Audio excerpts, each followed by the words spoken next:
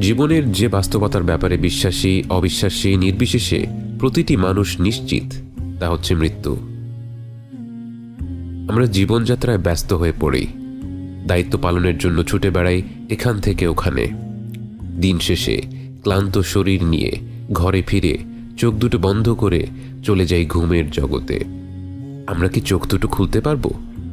যেই ভবিষ্যৎ নিয়ে আমাদের সব চিন্তা দুশ্চিন্তা, সেই ভবিষ্যৎ কি আমাদের কাছে ধরা দেবে? একদিন পরিবারের কোনো সদস্য বা কাছের কোনো মানুষ চোখ বন্ধ করে দিল, আর খুলতে পারল না। আপনি হতভম্ব হয়ে গেলেন, যেন বিশ্বাসই হচ্ছে না সে মানুষটা সত্যি সত্যি চিরতরে আপনার কাছ থেকে চলে গেছে। অন্তরটা যেন অবশ হয়ে গিয়েছে। মরদেহটাকে গোসল করানো হলো, দাফন করা হলো। যে মানুষটিকে নাম ধরে ডাকতেন, বাবা বলতেন, মা বলতেন, কত আদরের নাম ধরে ডাকতেন, সেই মানুষটাকে আজ সবাই লাশ বলে সম্বোধন করছে।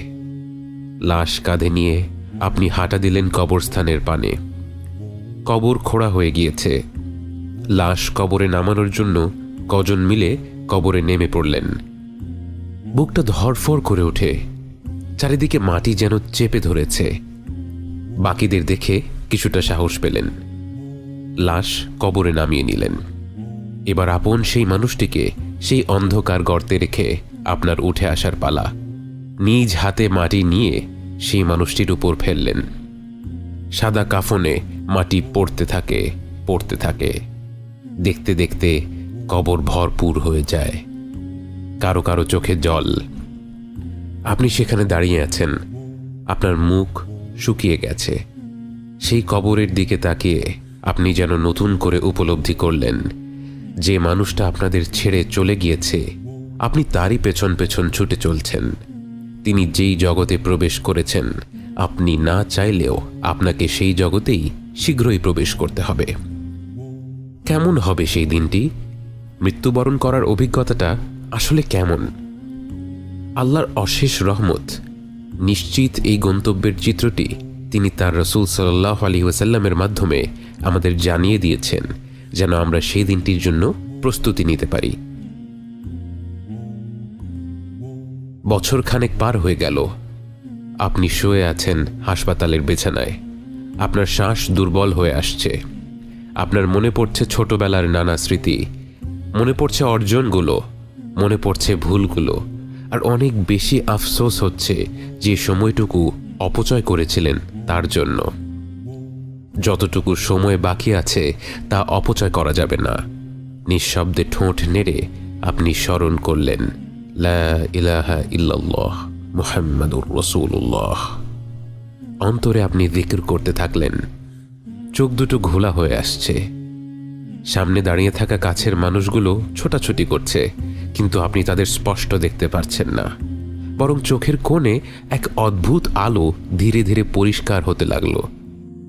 কি সুন্দর সেই আলো, মনোরম, চোখ জুড়িয়ে যাচ্ছে। এই আলো ওরা আগে জ্বেলে দিল না কেন? ধীরে ধীরে আপনার নাকে ভেসে আসলো এক নতুন ঘ্রাণ। এটা কি ফুলের ঘ্রাণ, নাকি কোনো সুগন্ধি? এক অদ্ভুত ভালো লাগা আপনার মধ্যে ছড়িয়ে পড়ছে এবং আপনার সব শারীরিক কষ্ট দূর হয়ে যাচ্ছে। এরপর আপনাকে পুরোপুরি চমকে দিয়ে একদল মানুষ আপনার দিকে ভেসে আসে। কিন্তু কই, ওরা তো মানুষ না।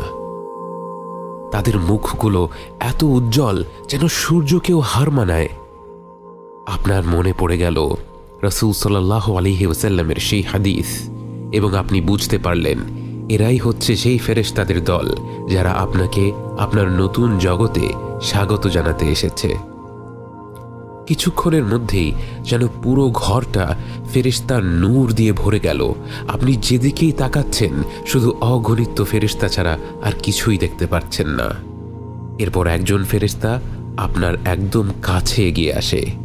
আপনি বুঝতে পারেন তিনিই হচ্ছেন মালাকুল মউত, মৃত্যুর ফেরেশতা।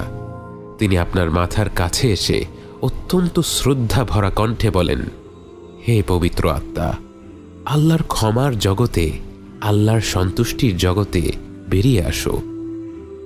আপনি যেন এই আহ্বানের অপেক্ষাই করছিলেন জন্ম থেকে। আপনি এত দ্রুত, এত সহজে দেহ থেকে বেরিয়ে এলেন যেন এক পাত্র থেকে আরেকটি পাত্রে পানি ঢালা হলো। এবং ফেরেশতাদের উচ্ছ্বাস দেখে আপনার মনে পড়ে গেল আপনার সন্তান জন্ম হওয়ার সময়টির কথা। যখন শিশুটি জন্ম নিয়েছিল, প্রতিটি মানুষের চোখ মুখ ভরা ছিল উচ্ছ্বাস আর ভালোবাসা। সবাই তাকে কোলে নেওয়ার জন্য ব্যস্ত হয়ে গিয়েছিল। আজ আপনি যখন আপনার দেহ থেকে বেরিয়ে এলেন, সব ফেরেশতারা যেন ঠিক সেরকমই উচ্ছ্বাসিত। আপনাকে কোলে নেওয়ার জন্য তারা প্রতিযোগিতা করতে লাগলো। তারা আপনাকে এক স্বর্গীয় কাপড়ে আবরণ করে অপূর্ব সুন্দর সুগন্ধি লাগিয়ে দিয়ে আপনাকে নিয়ে চলল আসমানের পানে। আপনি যেন আলোর বেগে আকাশ পাড়ি দিতে লাগলেন। আপনাকে ঘিরে রয়েছে অগণিত ফেরেশতা। আকাশ দিয়ে ভ্রমণ করতে করতে আপনি বিভিন্ন ফেরেশতাদের দল পার হতে লাগলেন। প্রতিটি ফেরেশতাদের দল আপনার পরিচয় জানতে চাইল, আর আপনার আশেপাশে থাকা ফেরেশতারা আপনার নাম বলল। এবং সেই সাথে আপনাকে পৃথিবীতে যত ভালো ভালো নামে ডাকা হয়েছিল, সেই নামে তারা বাকিদের কাছে আপনাকে পরিচয় করিয়ে দিতে লাগলো। আপনি এমন সব দৃশ্য, এমন সব সৃষ্টি দেখতে লাগলেন যে আল্লাহর প্রশংসা ছাড়া আর কোনো কথাই আপনার মুখে আসছিল না। এই জগৎ এত প্রকাণ্ড, এত বিচিত্র। পৃথিবীতে থাকতে যেটাকে আপনি আধুনিক প্রযুক্তি ভেবেছিলেন, সেই আধুনিক প্রযুক্তি তো এ জগতের অনুপরিমাণ বাস্তবতাও কখনো তুলে ধরতে পারেনি। ভাষা হারিয়ে নিস্তব্ধ হয়ে আপনি সব দেখতে লাগলেন, এবং অবশেষে আপনাকে নিয়ে ফেরেশতারা পৌঁছে যায় সপ্তম আসমানের দ্বার প্রান্তে। এরপর আপনার অন্তর যেন কেঁপে উঠল, কারণ আপনি সারা জীবন যেই সত্তার কাছে আপনার মনের সব আকাঙ্ক্ষাগুলো বলে এসেছিলেন, যে সত্তা তার অসীম রহমত এবং ভালোবাসার মাধ্যমে আপনার সাথে কথা বলেছিল, আজ সেই মহান রব্বুল আলামিনের কণ্ঠ আপনি সরাসরি শুনতে পেলেন। এবং তিনি আপনার প্রশংসা করে অসীম মমতা ভরা কণ্ঠে বললেন, আমার আব্দের বই ইল্লিয়িনে উঠিয়ে রাখো আর তাকে পৃথিবীতে ফিরিয়ে নাও। আমি তাকে মাটি থেকে সৃষ্টি করেছি এবং তাকে মাটিতেই ফিরিয়ে দিচ্ছি, এবং একদিন তাকে আবারও সেই মাটি থেকেই বের করে আনব। আল্লাহর কণ্ঠ শুনে আপনার মতো পাপী বান্দার প্রতি তার যে দয়া এবং ভালোবাসা সুস্পষ্ট প্রকাশ পেল, তা শুনে আপনার পুরো সত্তা যেন অপার উল্লাসে আলোকিত হয়ে উঠল। ফেরেশতারা আপনাকে আবার পৃথিবীতে ফিরিয়ে নিতে লাগলো, কিন্তু আপনি যেন আপনার রবের সেই মায়া ভরা কণ্ঠ ছাড়া আর কিছু নিয়েই ভাবতে পারছেন না। অবশেষে আপনি ফিরে এলেন দুনিয়াতে এবং দেখলেন আপনার মরদেহ ততক্ষণে কবরে শুইয়ে দেয়া হয়েছে। আপনাকেও সেই কবরেই ফিরিয়ে দেয়া হলো। আনন্দময় যাত্রা শেষে এবার কবরের জীবনের বাস্তবতা নিয়ে ভাবতে লাগলেন আপনি কতটা সৌভাগ্যবান, আপনার রব কতটা দয়াশীল, যার রহমত ছাড়া এমন আনন্দের অভিজ্ঞতা কখনোই সম্ভব হতো না। আপনার মনে পড়ে গেল আপনার হাবিব সাল্লাল্লাহু আলাইহি ওয়াসাল্লামের সেই হাদিসটি, এবং আপনার মনে পড়ে গেল আজ আপনি ঈমান নিয়ে মৃত্যুবরণ না করলে আপনার পরিণতি কেমন হতো। অবিশ্বাসী হয়ে মৃত্যুবরণ করলে আপনার কাছে মালাকুল মাউত এবং তার সাথীরা আসতো ভয়ঙ্কর রূপে। তাদের দেখা মাত্র আপনি তাদের থেকে দূরে পালিয়ে যেতে চাইতেন, কিন্তু পালানোর কোনো সুযোগ তখন থাকতো না। মালাকুল মাউত এগিয়ে আসতো আপনার কাছে এবং ঘৃণা ভরা কণ্ঠে বলতো, বের হয়ে আয় হে অশুভ আত্মা, এই অশুভ শরীর থেকে বের হয়ে আয়, তোর জন্য শাস্তি অপেক্ষা করছে।